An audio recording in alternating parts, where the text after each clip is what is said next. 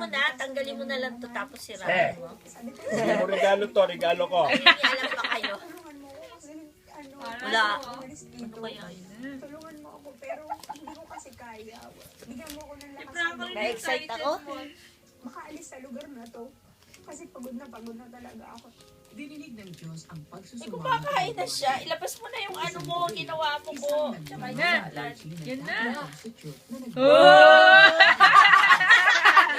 Sa'yo na yan. Sa'yo na yan. Sige, sa'yo lang. Ba't ayaw mo buksan? Bigla mo tinapuan tayo. Buksan mo. Buksan mo. Ayaw mo sa mami. Buksan mo na. Anak ko, di alam ko saan bubuksan. Ako lang yan. Kumaingay. I know.